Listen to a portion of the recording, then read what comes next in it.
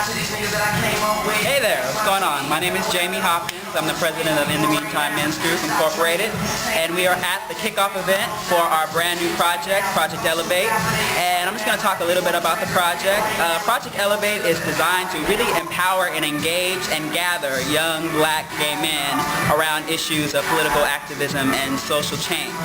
And how we approach that is with a for us, by us mentality, meaning that to really get the attention of young black men, you have to speak something to them that is relevant to engage them, and then the way that you engage them is through activities that are fun, but at the same time allow them to truly gain skills when it comes to political activism and social change making. It means social justice, and it means talking to your local legislator, and also the means of actually empowering yourself so that you can do good within your community and actually stay in your community, and also focus on good work when you leave the community or when going somewhere else.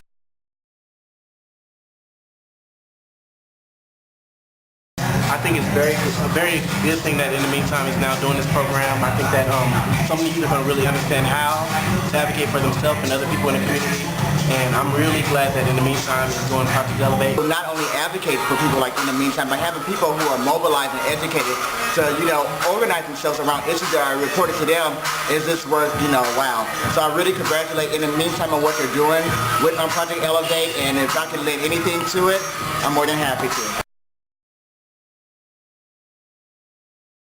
Where we actually build skills and aptitudes on specific types of things, on general politics, about community building, community relations, all those different types of things. So we give these men an opportunity to actually learn and build some skills. I say your participation is really important. You'll go through the branches of government, you can learn how to access, you can develop ways to address key issues that are affecting us within this room in order to mobilize and hold those folks accountable.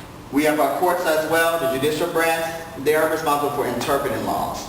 So they can't make up anything at all. And then we have our legislative side, which are responsible for creating the law. Be clear about the topic of your letter. In fact, if you're writing a letter, you should only have one topic within that letter. So if you have a letter about you want to repeal, you want to have a letter about you think that gay marriage should be legal, and then you also think that, the HIV rates are too high, that's too much information in one letter. What is the number one issue for black men and our black women today?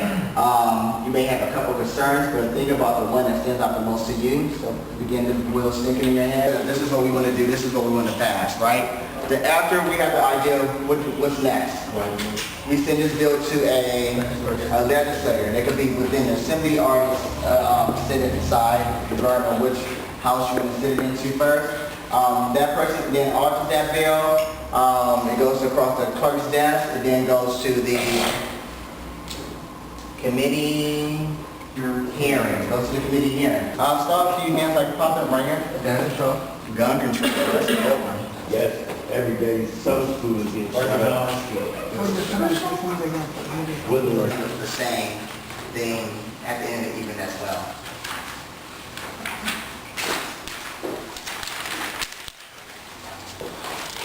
Tonight I learned the different legislative houses and the breakdown of how bills are passed from the beginning process until the end, and the necessary steps that you have to take to properly get a bill into the House of Senate or the House of Legislation.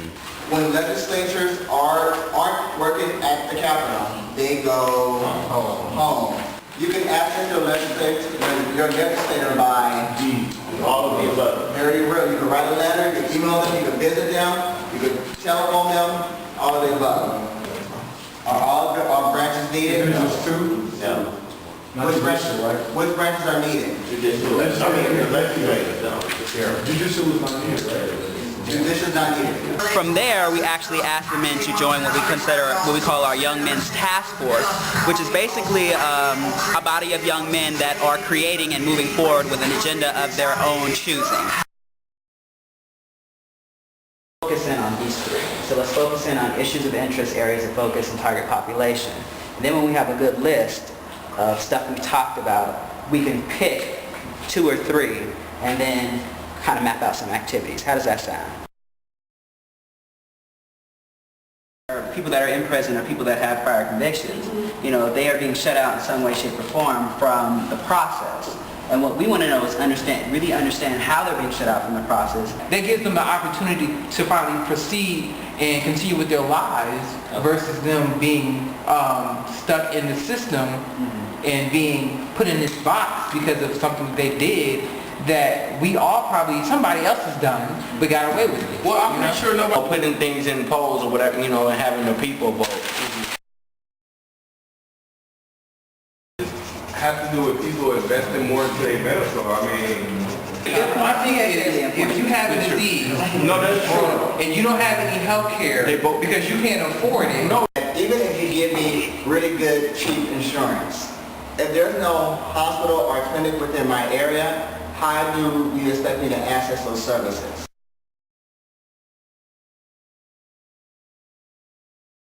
but I say that's not true because just because my brother didn't graduate from high school don't mean that I wasn't going to. Okay. but it started where? Social. Alright, so Okay, so What kind of after-school programs do they have? Who's supporting the kids after the classes end? Where are they going? What environment do they go to when the school is ended? Who are they surrounded by?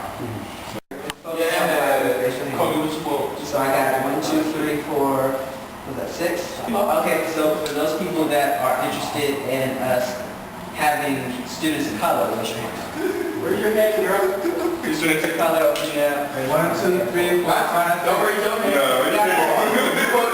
I basically learned everything that I need that is empowering me so that I'll be able to move forward in pushing an idea about any type of legislation that I would like to see passed into law. I would say it's real informative, it's educational. If you have questions, if you want to learn about the community and the communities around you, it's a good space to do that amongst your peers. But it was really, really helpful. I actually learned something today here at Project Elevate, and this is not my last time here at Project Elevate. A lot of people showed up tonight, and just to see where Project Elevate is going and where we came from, starting with the mixer to now leading into the task force, I think Project Elevate is going really, really far, and I'm so excited that in the meantime, Jeffrey King and also Liberty Hill is believing in us and, you know, giving us this opportunity to speak to the youth in the community to move issues forward. And then lastly, we actually bring everybody together, the men and the greater, larger community in a summit, a day-long summit, and that's Project Elevate.